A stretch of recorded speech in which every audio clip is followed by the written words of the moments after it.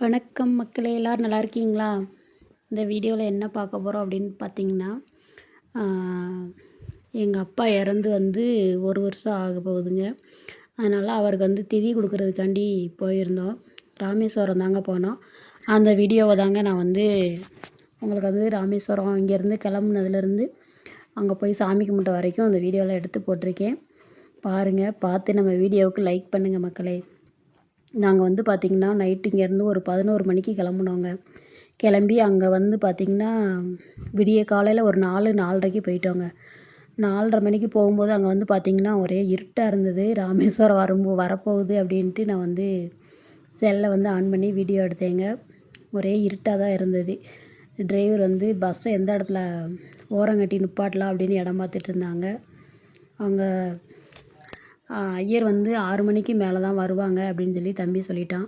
பஸ்ஸுக்குள்ளேயே ஒரு மணி நேரம் தூங்குங்க அப்படின்னு சொல்லி சொன்னான். சரின்னு சொல்லிட்டு ஒரு 10 நிமிஷம் போல் உட்காந்துருந்தோம். பிறகு பார்த்திங்கன்னா ஒவ்வொருத்தராக இறங்கி பாத்ரூம் போக, டீ குடிக்க அந்த மாதிரி இறங்கவும் அப்படியே கொஞ்சம் நேரம் ஆயிடுச்சு. மணி பார்த்திங்கன்னா ஒரு 5:30 ஆகும்போது கீழே இறங்கி நடக்க ஆரம்பிச்சிட்டோம். கடல் பக்கம் போயிட்டு குளிச்சுட்டு என் தம்பிங்க வந்து மொட்டை போடணும் அப்படின்னு சொல்லியிருந்தானுங்க. சரின்னு சொல்லிட்டு அப்படியேவும் கடல் பக்கம் போயிட்டோங்க. கடல் பக்கம் போனால் அங்கே வந்து பார்த்திங்கன்னா ஆளுங்க நிறைய பேர் இருந்தாங்க. நாங்கள் கூட ஐயோ இவ்வளோ இருட்டில் போகிறோமே அப்படின்னு சொல்லிட்டு போனோம். பார்த்திங்கன்னா 5:30 5:45 ஆயிடுச்சுங்க. அங்கே பார்த்திங்கன்னா ஆளுங்க நிறைய பேர் இருந்தாங்க.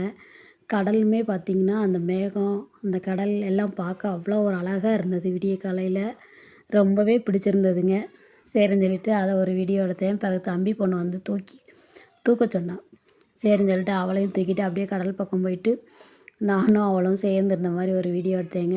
பிறகு பார்த்திங்கன்னா அவள் கொஞ்சம் நேரம் அப்படியே தூக்கி வச்சுட்டே இருந்தேன். பிறகு பார்த்திங்கன்னா கடைக்கு போயிட்டு மாமா சொன்னார், வா ஒரு டீ குடிச்சிட்டு வந்துடலாம் அப்படின்னு சொல்லி சொன்னார். நாங்கள் வந்து நிறைய பேர் போயிருந்தோம். நிறைய பேர் அவங்கெல்லாம் கேட்டதுக்கு இல்லை எங்களுக்கெல்லாம் வேண்டாம் அப்படி சொல்லிட்டாங்க. சரி நான் மாமா அத்தை வந்திருந்தாங்க, எங்கள் தாய் மாமா வந்திருந்தார். பிறகு பார்த்திங்கன்னா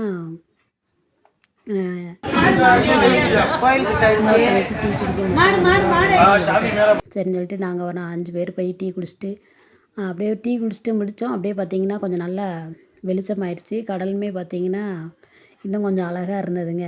ஆனால் இதுக்கு முன்னாடி பார்த்திங்கன்னா கடல் வந்து ஒரு மாதிரி அழுக்கடைஞ்சு போய் ஒரே துணியாக கிடக்கும். நம்ம குளிக்கிறதுக்கே வந்து பார்த்திங்கன்னா ஒரு மாதிரி கூசுங்க. சுத்தம் இல்லாமல் இருக்கிற மாதிரி கடல் இருக்கும். ஆனால் இப்போ பார்த்திங்கன்னா நல்லா நீட்டாக இருந்தது. தண்ணியுமே பார்த்திங்கன்னா ரொம்பவே நிறைய இருந்ததுங்க தண்ணி. குளிக்க நமக்கு வந்து ஒரு மாதிரி வித்தியாசமாலாம் தோணலை. தம்பிங்க வந்து மொட்டை போட்டு வரணும்னு சொல்லி போயிட்டானுங்க. சரின்னு சொல்லிட்டு அங்கே கடல்கிட்ட போய் கொஞ்சம் நேரம் நின்றுக்கிட்டு வேடிக்கை பார்த்துட்டு இருந்தோங்க.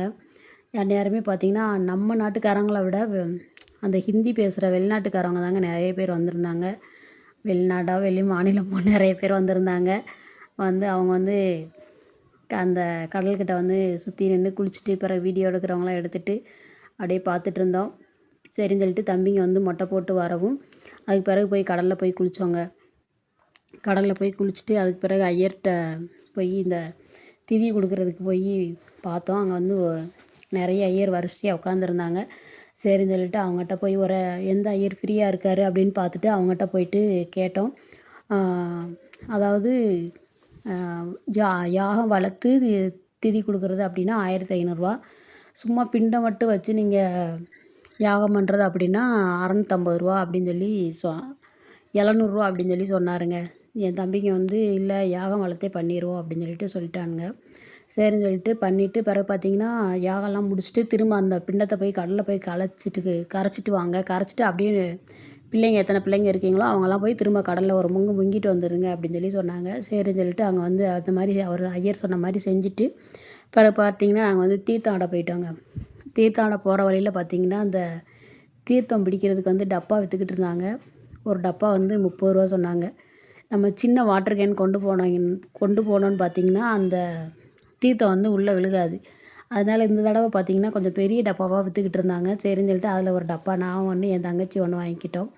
வாங்கிட்டு உள்ளே போய் தீர்த்தம்லாம் ஆடிட்டு அதுக்கு பிறகு வந்து பார்த்திங்கன்னா பஸ்ஸுக்கு வந்து ட்ரெஸ் சேஞ்ச் பண்ணிவிட்டு பிறகு எல்லோரும் சாப்பிட ஆரம்பிச்சிட்டாங்க. புளியோதரை கொண்டு வந்திருந்தாங்க.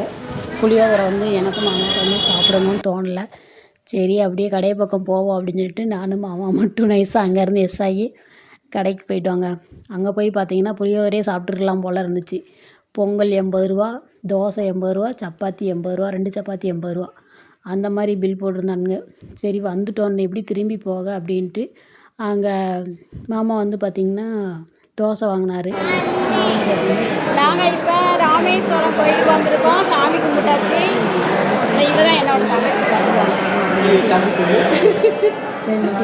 இவர் தான் எங்கள் மாமா. ரொம்பவே கம்மியாக இருந்தது. சாமி கும்பிட்டுட்டு நல்லபடியாக சாமி கும்பிட்டுட்டு தீர்த்தெல்லாம் ஆடிட்டு கிளம்பியாச்சு மக்களே. Okay bye.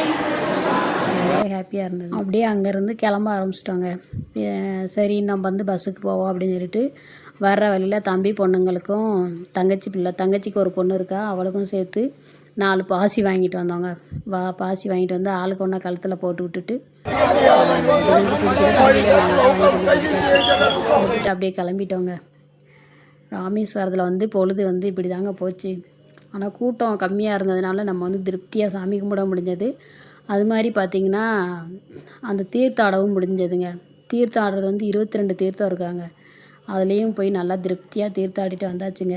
ஓகே உறவுகளே, நம்ம வீடியோ பிடிச்சிருந்துச்சி அப்படின்னா லைக் பண்ணி சப்போர்ட் பண்ணுங்கள். Okay bye.